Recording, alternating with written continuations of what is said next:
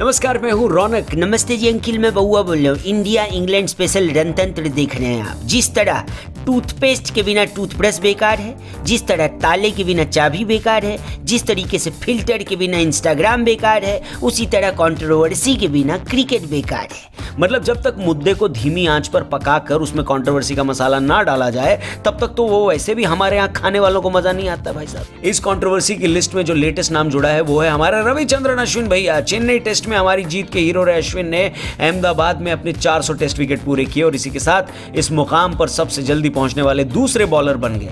India में उनसे आगे बस कुंबले, कपिल देव जी और भज्जूपा यानी हरभजन सिंह हैं। सब कुछ सही रहा तो अश्विन अगले साल हरभजन और कपिल पाजी से आगे निकल जाएंगे। कहने का मतलब साफ है, अश्विन इस वक्त इंडिया के सबसे बड़े मैच विनर हैं। और सबसे बढ़िया बात यह है कि वो सिर्फ गेंद ही नहीं बल्कि बल्ले से भी कारनामे करके दिखाते हैं। फिर चाहे वो सिडनी टेस्ट मैच बचाने की बात हो या फिर चेन्नई में मैच जिताने की बात हो, दोनों ही जगह अश्विन द बैट्समैन ने इंडिया की मौज करा दी भाई साहब। लेकिन अभी कंट्रोवर्सी शुरू हुई तब जब 2 दिन में मैच खत्म हो जाने के बाद युवराज सिंह ने एक ट्वीट करके पिच की बिल्कुल वैसी ही ऐसी तैसी कर दी मानो वो पिच नहीं स्टुअर्ट ब्रॉड हो। यूवी पाजी ने लिखा कि मैच 2 दिन में खत्म हो गया, टेस्ट क्रिकेट के लिए अच्छा नहीं है। अगर कुंबले और हरभजन सिंह ऐसी विकेट पर बॉलिंग करते तो उनके पास 1800 विकेट होती। यूवी पाजी ने इसके बाद अक्षर पटेल को अच्छा स्पेल फेंकने की शुभकामनाएं दी और अश्विन को 400 विकेट और ईशांत शर्मा को 100 टेस्ट पूरे करने के लिए मुबारकबाद भी दी। यूवी पाजी के इस ट्वीट को देखकर कई लोगों को ये लगा कि कहीं उनका अकाउंट युवराज सिंह ने हैक तो नहीं कर लिया, और फिर कईयों ने ये समझ लिया कि ये सीधे सीधे अश्विन के 400 विकेट पर निशाना है। क्या यूवी पाजी के कहने का मतलब ये था कि अश्विन के 400 विकेट उनकी अपनी काबिलियत नहीं बल्कि पिच की करामात है? ये मैटर और आगे तक बढ़ गया जब परसों अश्विन ने भी 3 ट्वीट के थ्रेड में कोड वर्ड के थ्रू एक बात कही। लेकिन जैसे कोई मिल गया में जादू का कोड वर्ड सिर्फ ऋतिक समझ पाते थे, वैसे ही ट्विटर की चतुर चालाक जनता शायद ये समझ गई कि अश्विन अन्ना कहीं यूवी पाजी को जवाब तो नहीं दे रहे। अपनी ट्वीट में अश्विन ने ये लिखा कि हम एक ऐसे दौर में रह रहे हैं जहाँ पर हमें प्रोडक्ट नहीं बल्कि आइडिया भी बेचे जाते हैं। अगर आप ये आइडिया खरीद रहे हैं तो इसका मतलब है कि आप खुद की समझ नहीं लगा रहे। 10 साल क्रिकेट खेलकर मैंने तो यही सीखा है कि जब तक हम ये आइडिया और सोच खरीदेंगे हमें इस तरीके की सोच ही खरीदने को मिलेगी। ये हमारे ऊपर है कि हम बहकावे में ना आए।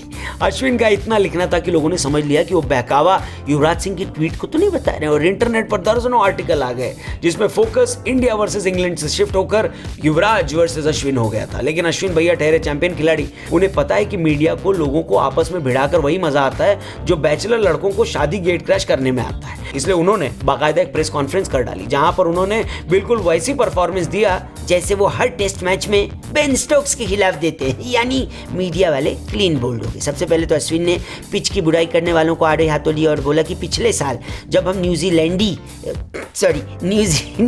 के टूर करने गए थे तो वहाँ के 2 टेस्ट मैच कुल मिलाकर 5 दिन भी नहीं चले थे। तब तो भैया हमने कुछ नहीं बोला। यही नहीं, उन्होंने बताया कि जब साउथ अफ्रीका में खराब पिच मिली थी और कमेंटेटर ने मैच खत्म होने के बाद विराट कोहली से पिच के बारे में जानना चाहा तो विराट ने साफ कहा था कि भैया वो पिच को हार का बहाना नहीं बताएंगे और अगले टेस्ट मैच में बेहतर तैयारी के साथ आएंगे। अश्विन ने बताया कि वहां की मीडिया में पिच को लेकर एक आर्टिकल तक नहीं आता और यहां पर पूरा अखबार भर दिया जाता है। उन्होंने आगे बताया कि आइडिया बेचने और खरीदने वाली ट्वीट से उनका मतलब पिच को लेकर मीडिया में हो रही बातें थी और उनकी ट्वीट का युवराज सिंह से कोई लेना देना नहीं था।